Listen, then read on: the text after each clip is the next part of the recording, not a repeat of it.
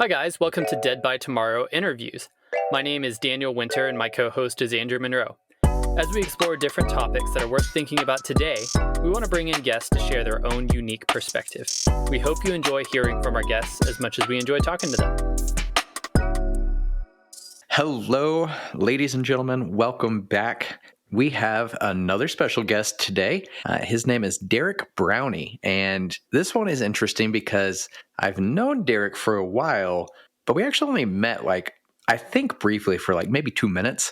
And that was 6 years ago. And then I've just awkwardly been creeping on his rise to Instagram fame as one of the coolest photographers I've seen. So, Derrick, welcome to the show. I'm excited to finally get to actually know you, since all I see is that social media presence you put forward, which is very polished, but I bet there's more to you than cool action shots in Indianapolis. God, I hope so. And I was actually not surprised. This is not the right word, but I was happy or relieved that I would be able to get to know you a little bit better, because I do remember meeting you. I forget which convention it was, but yeah, that brief interaction we had, I remember that. So it was nice to reconnect.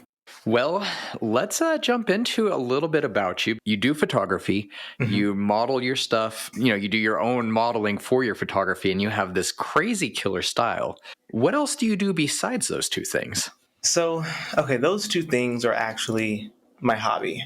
I don't like the word model because I don't feel like I am a model. I just use myself as a test subject. I prefer to be called something that's less glamorous, because yeah, I'm like a test subject. Derrick, photographer and test subject, and everybody's going to think you're like a super soldier. Right.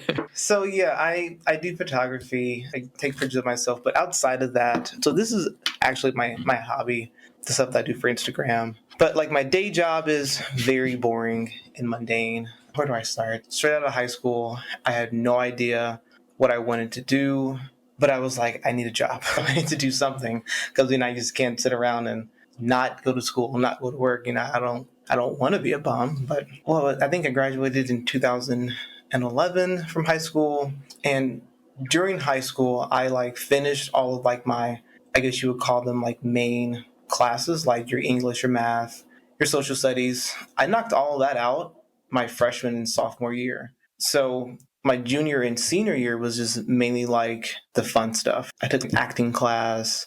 I was in charge of running the school's morning news. I was shooting that. I was an anchor on there. I was coming up with news segments. So, and I kind of think that's where I got started with my creative, or flexing my creative muscle.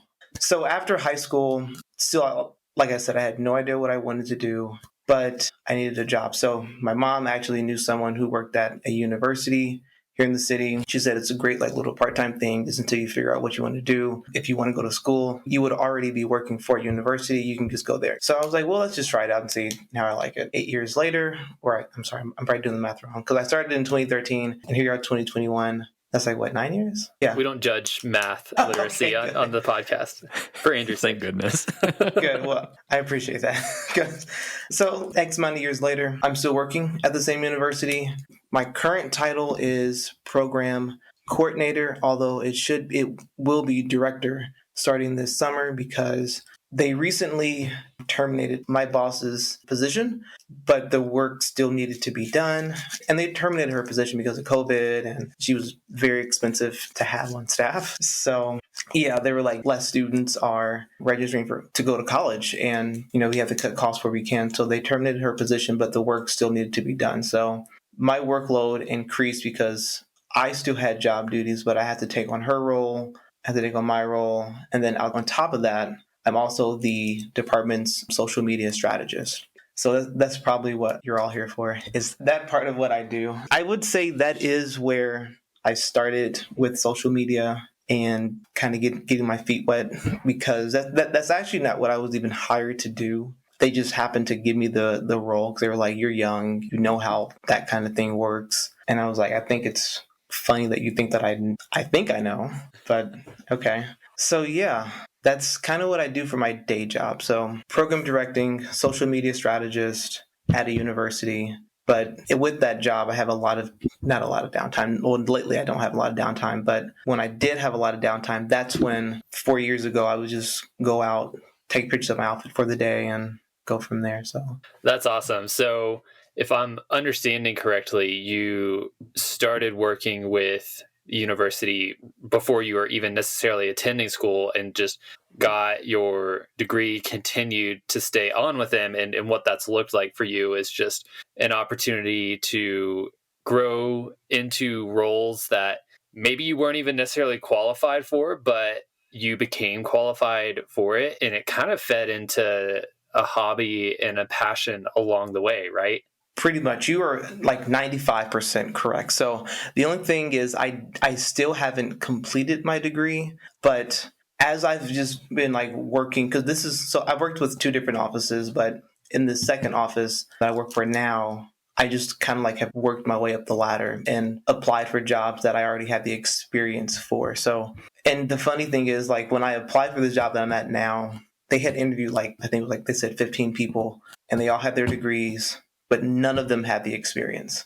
I had the experience, but no degree. So, and it's kind of ironic because since it is a university and they like to practice what they preach, they want to obviously hire people who have gone through the system and paid their dues. But I guess I just got lucky with this office. They needed help and they're like, you can hit the ground running. Like, we don't have to train you on our daily operations. And that's kind of just how I've worked my way up. I have the experience. I have my foot in the door, and yeah. I love that. It's one of those things where from the outside, maybe it could be got lucky or being in the right place in the right time. But I mean, you had to have taken advantage of getting those good experiences along the way, being a hard worker, being somebody that was really committed to where this university, they, like you said, want to practice what they preach. Obviously, they're in the business of giving people degrees and saying, this is what you need to be successful. But you were somebody who was able to kind of go outside of that paradigm. And I imagine it's from working really hard and from putting in that effort every day, from getting that experience. And you made it to where, it sounds like they couldn't go with anybody else because you were just the best possible option. Yeah, that's kind of what she said in a nutshell. She was like, we'd be stupid not to hire you. So, yeah. I wish anybody ever said that about me. It's usually it's almost that sentence, but it's like there's a word missing. That's usually we would be stupid to hire you. And I go, you're right. So do I have the job? And they say no. But yeah, but just over the years, I've just kind of, or like you said, I got my feet wet, kind of found this passion for just sharing things on social media that I think, well, actually, that's not true. I kind of like to use it as a creative outlet. Like, I have these ideas, and kind of like what you guys do with this podcast is just for fun. And I guess I'm just thankful that I have a job that, well, part of it I get to do for fun. And then obviously outside of that, all the stuff I do like on my own social media is for fun too. So I'm lucky that way, I guess.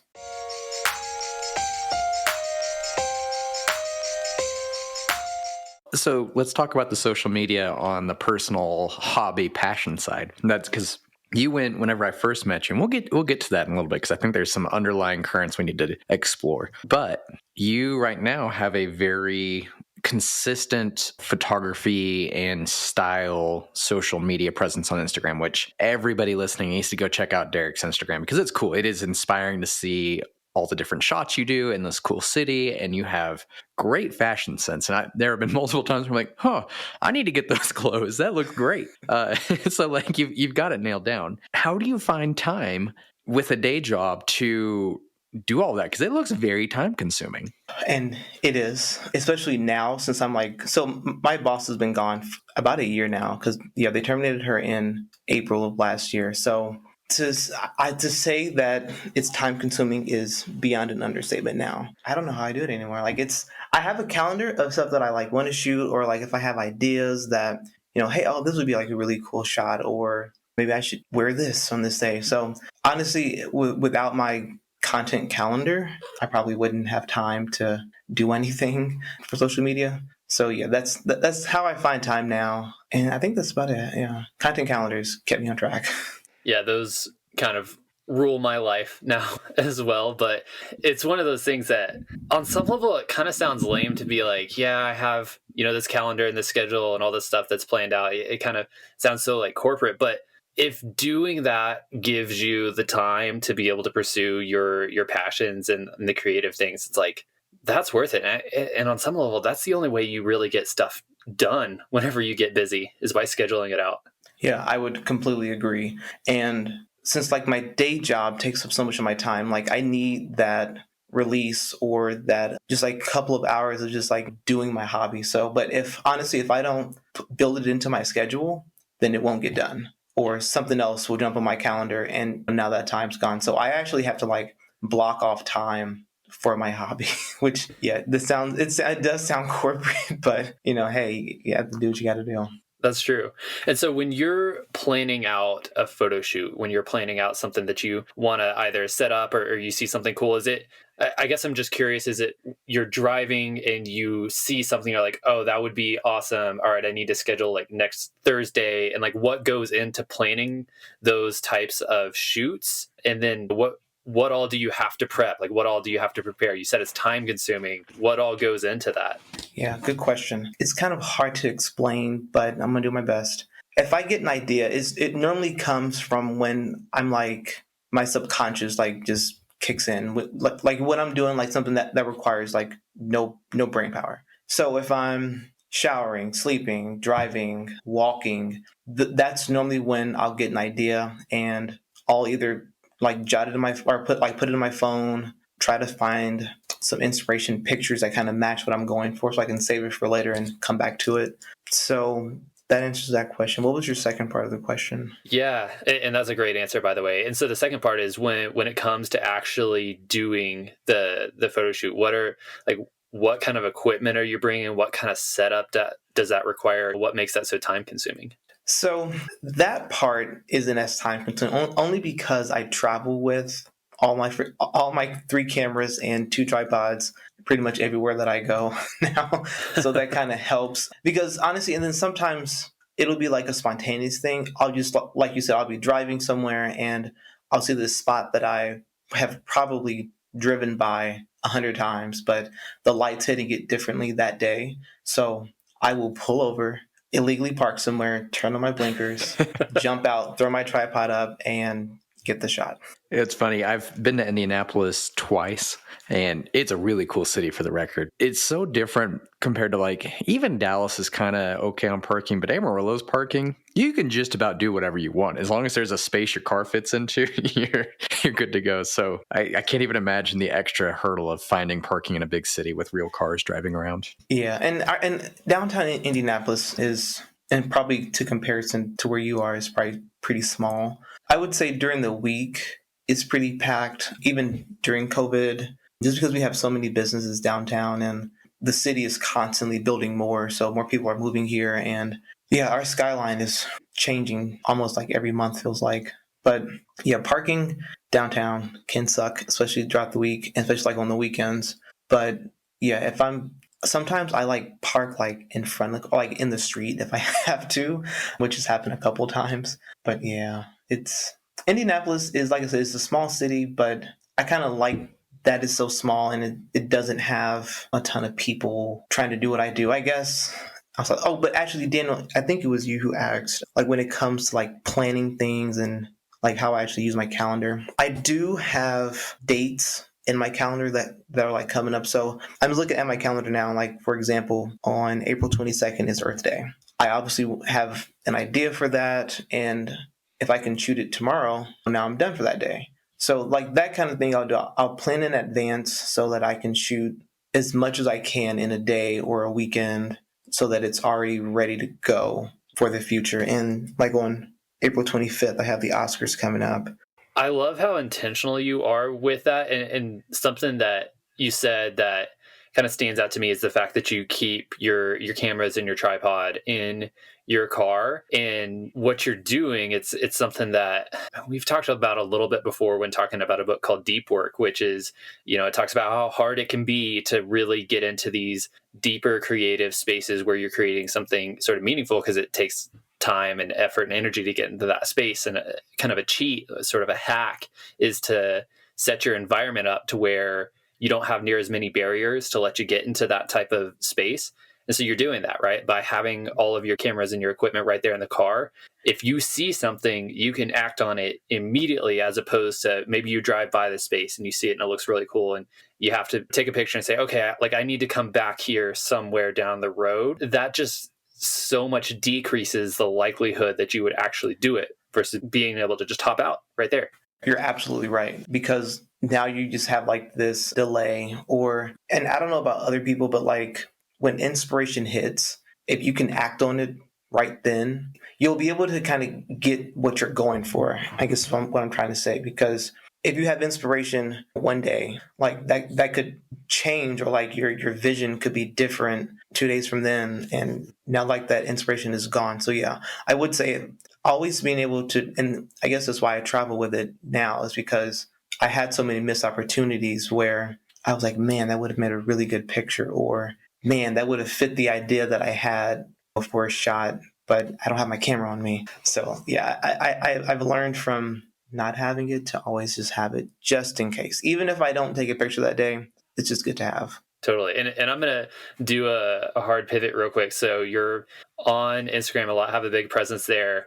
I'm curious, as somebody who has developed a lot of skill in photography, everybody on Instagram likes to post their trendy pictures. Are there any trends out there, or like pet peeves that you see where you're just like, oh, I cringe when I see somebody like taking a picture in this light or this filter or whatever it is? Yeah, I'm actually going to make a TikTok. I'm not on TikTok, but when I thought about this, I said, this would make a really good TikTok, I bet. Right now, my biggest pet peeve is seeing people make these posts where it's like 5 poses that you can do to look better on Instagram. And I'm like, how does that make any sense? I mean, I get what they're going for, but they're basically all the exact same poses. Everyone's doing the exact same thing.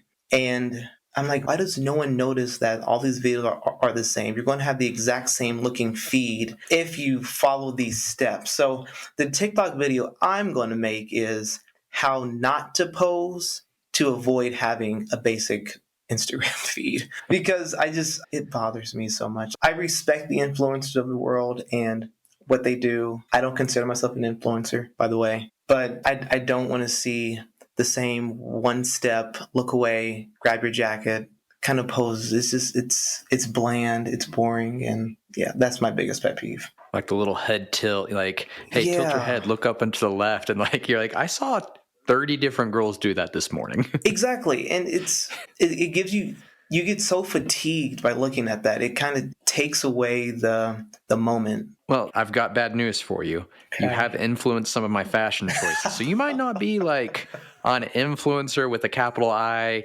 blue check mark, but you have influenced at least me. So the title is going to stick a little bit. I'm sorry to pop the bubble on that. You know what? And that's kind of what I've been categorized in, especially when like I work with like brands or like companies or even like other people. They're like, that's just what they categorize me as. And I go with it, but I would never call myself that. Hey, I've got to give you a shout out on this because I was truly jealous, envious of this opportunity you had. You got to set up what is the word I'm looking for? Where you were at Express, you set up like your own profile of like, hey, here is Derrick's fashion choices at Express, which is one of my favorite places to shop. And you got to be like the guy featuring clothes for a little bit there, right?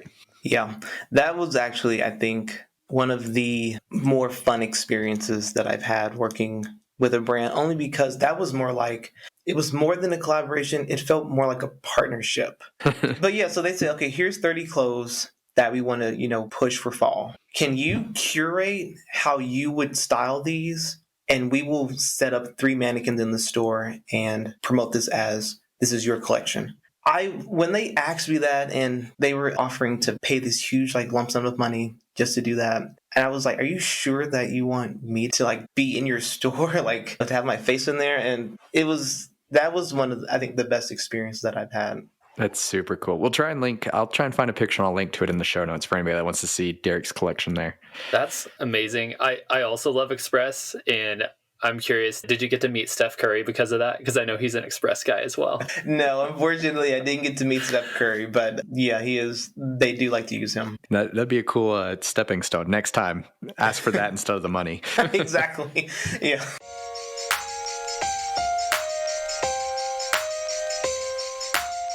as somebody who, like Daniel and I both like style, but also no one's ever going to say Daniel and I are style gurus necessarily. Do you have any kind of quick tips for us? And that's why we have a podcast. We like picking people like you's brain because Daniel and I want to learn new stuff.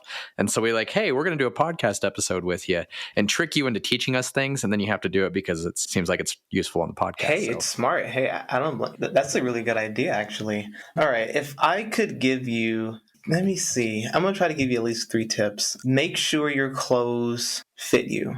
Don't wear something that's too small or too big, obviously. So I have a lot of my clothes tailored because I want them to look like they were made for me, like for my body type.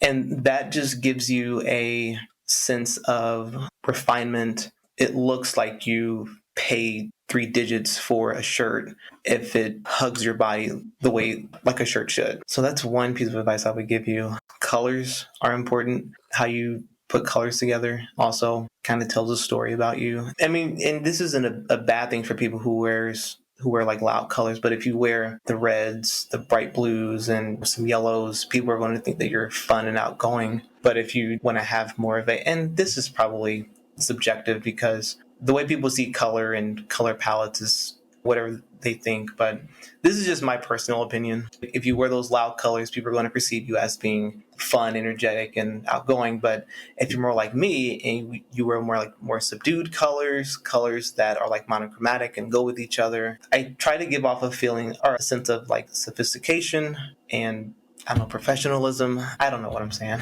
I have never been anxious. Like this is just something that's like always existed in like the back of my mind. But yeah, I would just say pay attention to color and how you pair it together. Well, it sounds like what you're talking about is being intentional with the image you want to present, which other people's perceptions shouldn't drive too much of what we do, but controlling the narrative of saying like, hey, I would like to be taken seriously, or I'm looking to make new friends, or, whatever it is, having that kind of end goal in mind instead of just throwing something on, being like, hey, this is the goal I want to accomplish, and I'm going to use my clothes as a tool to accomplish it. That's a really smart way to go about fashion. Exactly. I just want people to be intentional about what they wear. If you want to give off a sense of you don't care, then yes, put on your sweatpants, put on your hoodie and your flip-flops and call it a day. But, if you want people to take you seriously, you're going to have to put in some effort to look the part. I know that the second my wife listens to this episode, she's going to be like, if we're listening to it together, she's going to pause and turn and say, like, I've been telling you that the clothes fitting. So Andrew and I are a similar body type. We've never been all that big. And so I've typically worn like kind of small and medium shirts, and they don't fit me great, but it kind of did the job. And then I've been lifting weights more recently, and all of my shirts all of a sudden were just like super tight. And if I raised my arms, it was like everybody sees my belly button. And my wife has been just giving me such a hard time. Like, you need to wear large shirts. You can't buy medium or small shirts anymore. And yeah, and like what I mean by like getting your shirts fitted, I mean like dress shirts. I don't think I've ever had like a t-shirt or anything like tailored to fit me. But yeah, with like t-shirts, they shouldn't be uncomfortable, but they shouldn't be too big and too loose, or they shouldn't be too small and too tight. So it's like finding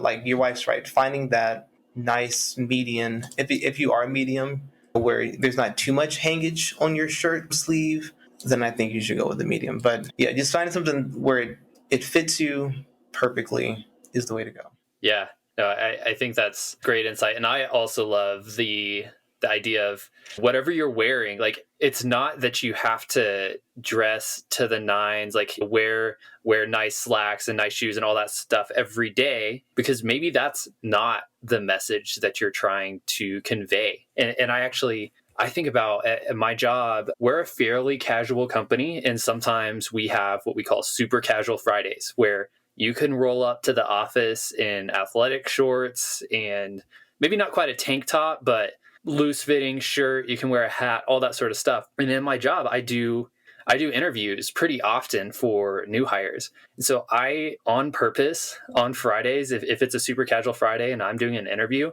I will go into that interview wearing shorts and like tennis shoes. And it's on purpose because I want that person to see, oh, okay, like this is some of the environment of this company. And I'll explain, yeah, like it's a super casual Friday. And it's always kind of funny because, everybody wears a suit, which you should, like, dress up anytime you go to an interview, because you don't know the culture of the company, but it's a cool chance for me to, through what I'm wearing, immediately signal sort of a different type of like perception and things like that. Absolutely. And you're being intentional with what you're trying to convey. Yes, I agree. You always, if you're the interviewee, show up in a suit. Even if it's working at a grocery store or anywhere, always like come in a suit. But since you're trying to give them the message like, hey, we're cool, but I'm glad that you wore a suit because you show that you care and you want the job. But you were trying to tell them that we're cool, we're laid back here, and it's Friday. So I appreciate that.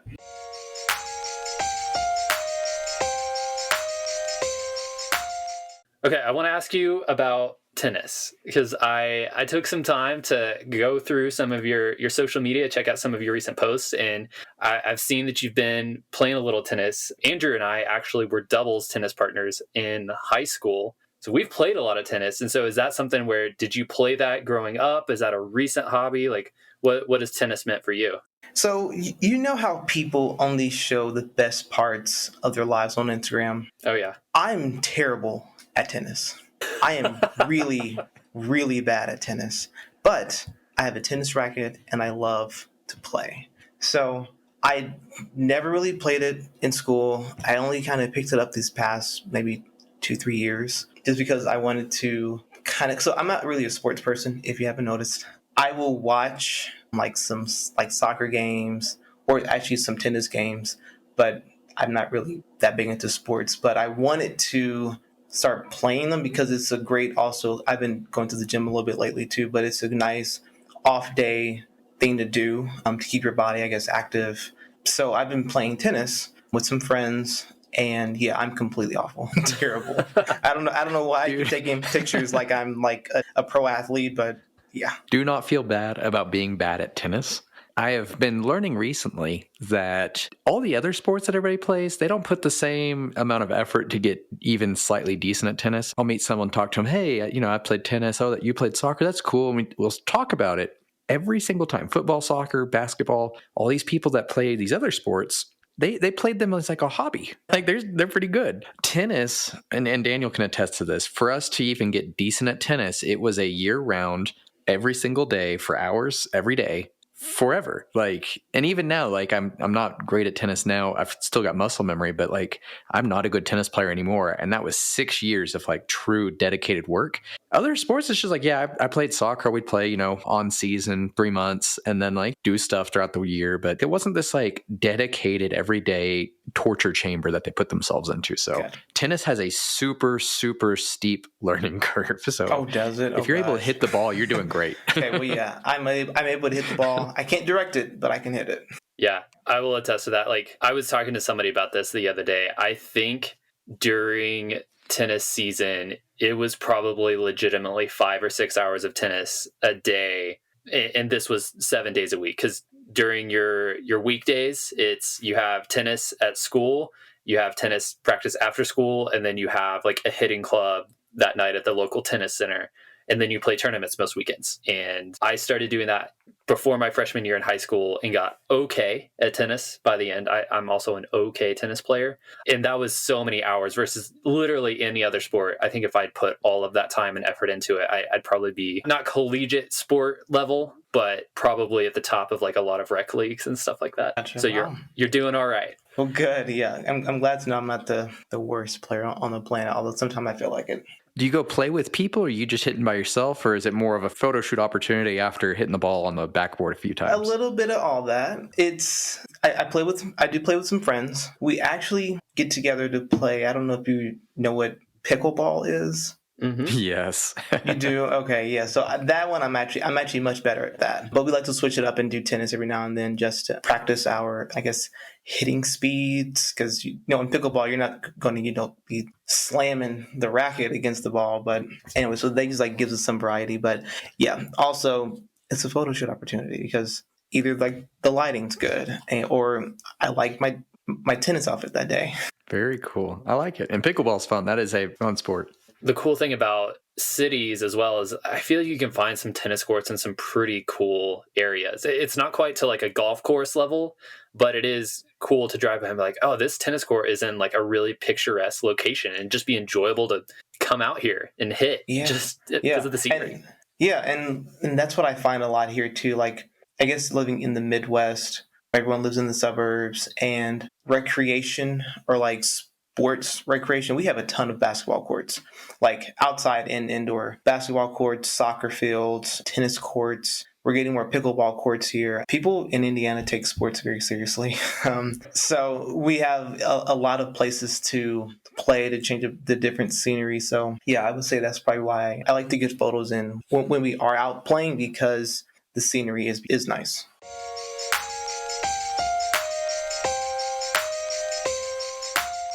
Okay, Derrick, I want to do my own pivot now on you because I like changing topics real fast too. And hopefully this leads into some stories. As we're wrapping up, we usually give like a space and this kind of take this as your opportunity to tell some stories too. But my kind of final question that leads into it is looping back to our introduction where I talked about how we met. And we met at a Comic-Con style convention, big nerdy cosplayers running around, that whole thing. I'm pretty sure it was in Dallas, but honestly, I'm confused at this point because I've also been in one in Indianapolis and that's where you live. So I'm not sure if it was whenever I traveled or if you happen to be traveling. But that doesn't seem to quite fit in the paradigm of the social media GQ thing that you do. So is that a secret part of your life, or what's the situation there? Was that just a random one-off that we happen to meet at?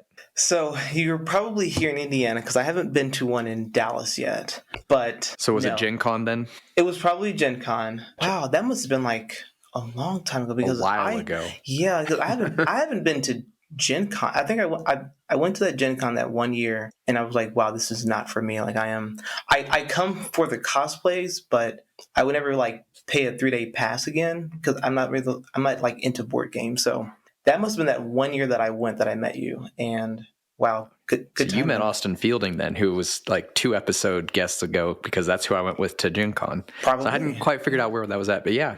Yeah. So is that a secret part of my life? God, no. It's not. I mean, well, this past year, I didn't really get a chance, obviously, to go to any. But yeah, those kind of posts now would pop up more like in my stories. But I'm going to get a little nerdy here for a second. I've been going to like Comic-Con, Gen Cons, like conventions ever since 2000 and I think 10 was my first one that I went to. And I go every year.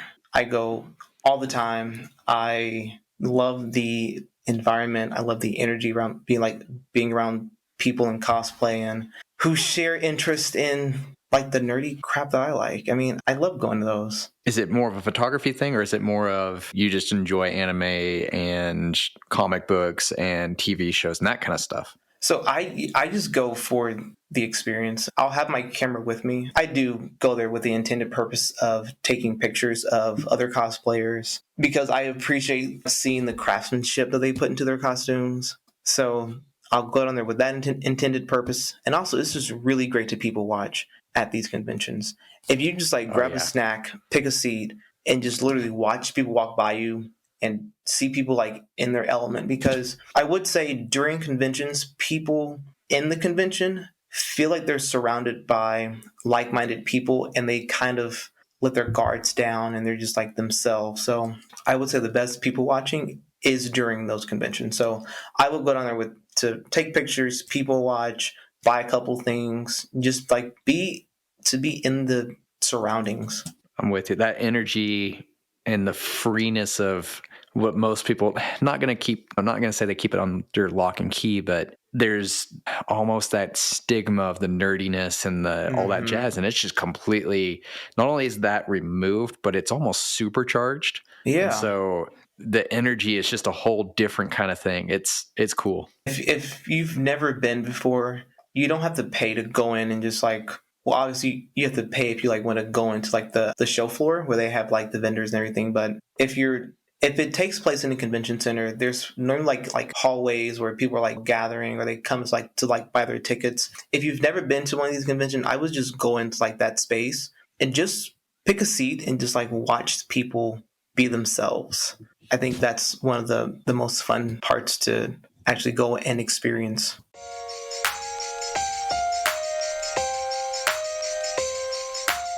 So I always love talking through personality types when we get the opportunity, just because I think as a listener, it can be interesting to hear somebody kind of talking through different things. And you kind of always ask this question of, oh yeah, like I can relate to some of that. And it can be interesting to see like what are the different personality types that tend to gravitate towards different hobbies or roles. And so I like to ask this because Andrew and I are both on the Myers-Briggs. We're both ENTJs. So there's just like zero variability. There's nothing unique that we bring to the table. So Derrick, I'm curious for you, like where do you fall? And do you feel like your personality type has kind of pushed you towards any of your different either hobbies or career path?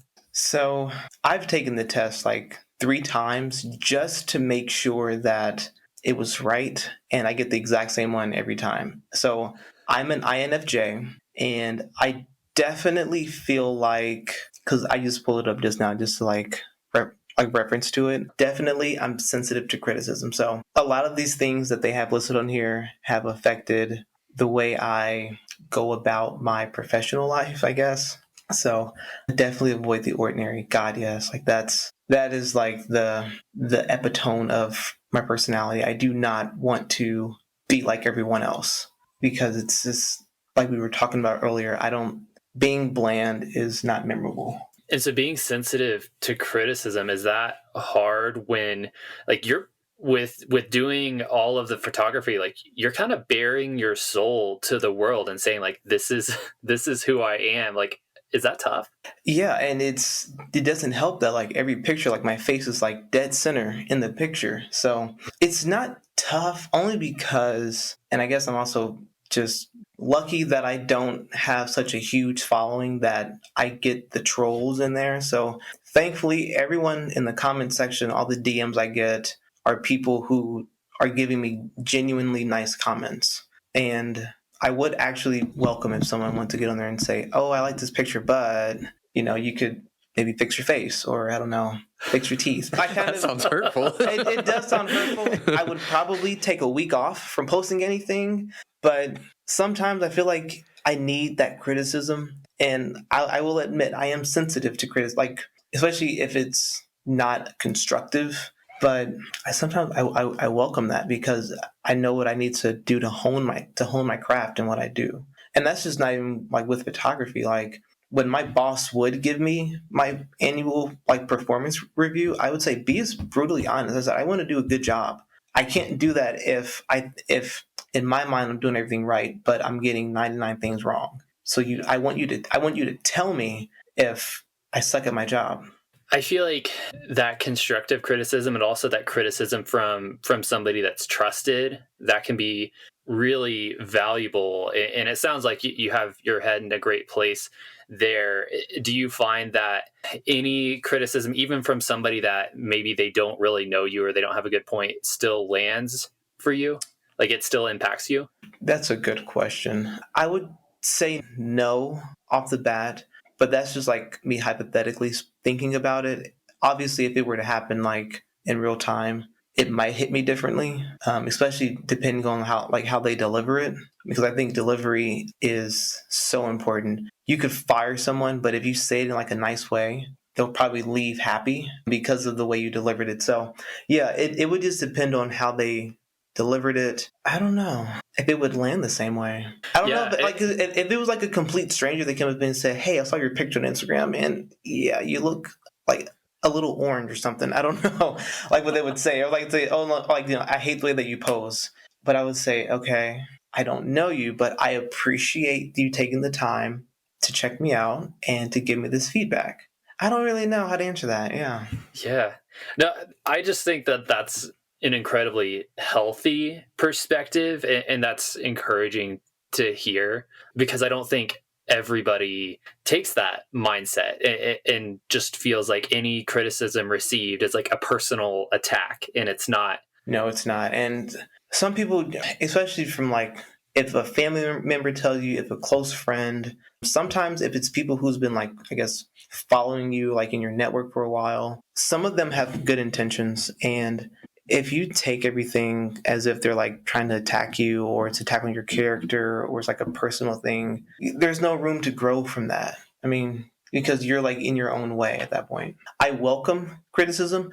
Doesn't mean I'm not so sensitive to it, but Yeah, I want it. that's a great perspective for sure.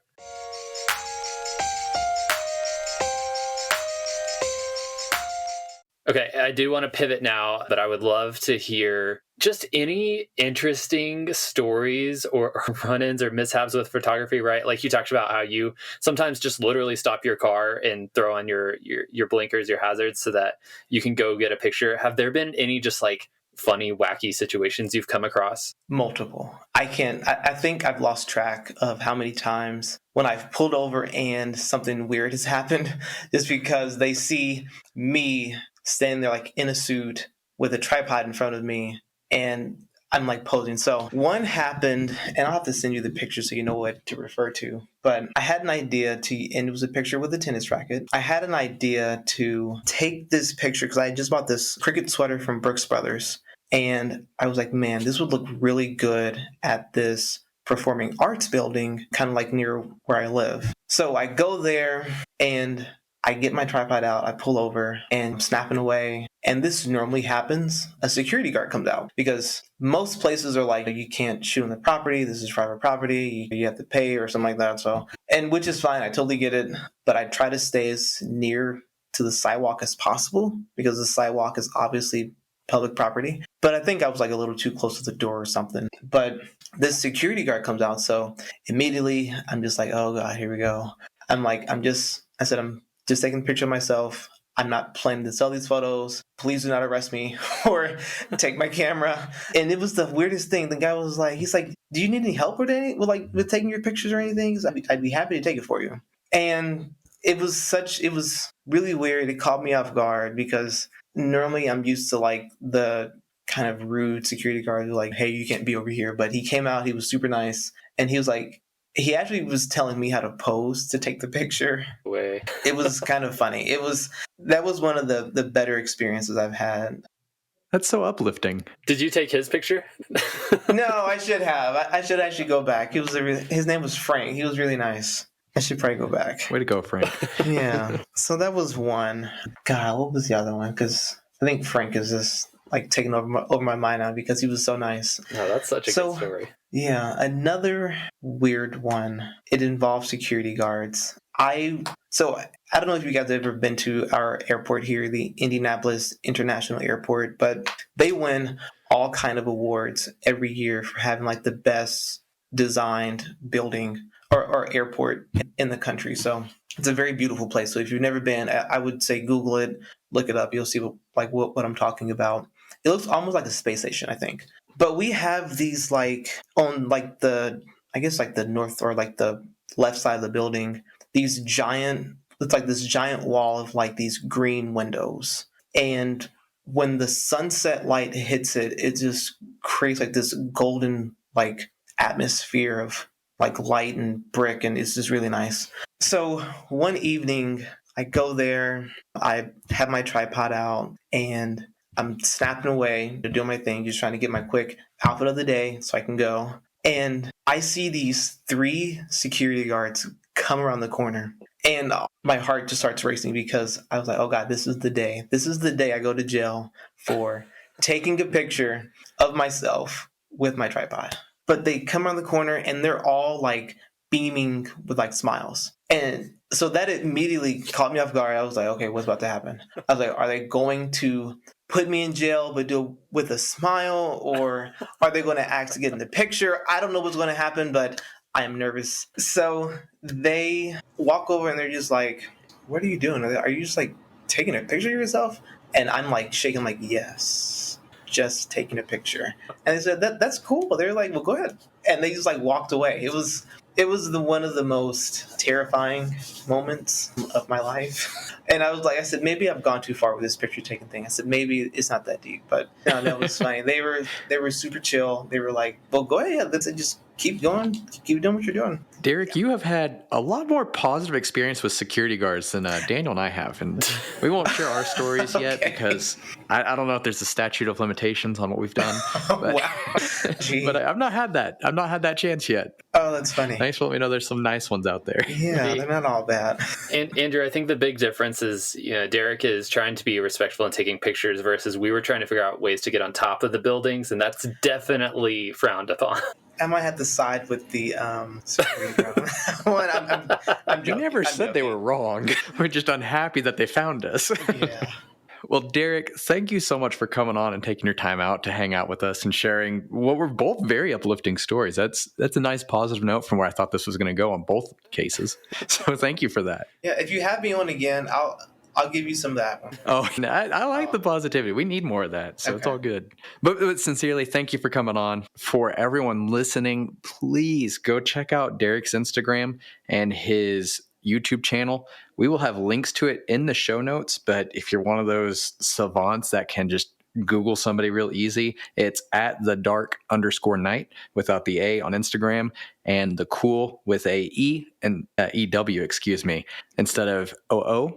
So we're going to link to that in the notes. Go find it. Go check out Derrick's stuff. It's really inspiring. It's really cool. I think you're going to appreciate the work he is putting in because he is doing top tier effort on his account, like the kind of stuff you'd see somebody with 1 million followers. He's doing that for his less than 1 million, somewhere near there, but not quite to 1 million followers yet. Yeah, just a little shy of 1 million followers. Yeah, just like our listeners, we're all in the same boat. Yeah. No, I was gonna say, but thanks for having me on. I really appreciate it. And I will say this about the YouTube thing. I just started it actually as of yesterday, Saturday, April 10th. So I only have 2 videos on there, but yeah, it's happening. So I have more stuff planned. Awesome, man. We look forward to seeing what you do then. Everybody else, thank you for your time listening. We appreciate you guys dealing with our shenanigans yet again. So enjoy. If you have any comments on the episode or want to talk about anything, feel free to reach out to us, and we look forward to connecting with you guys soon.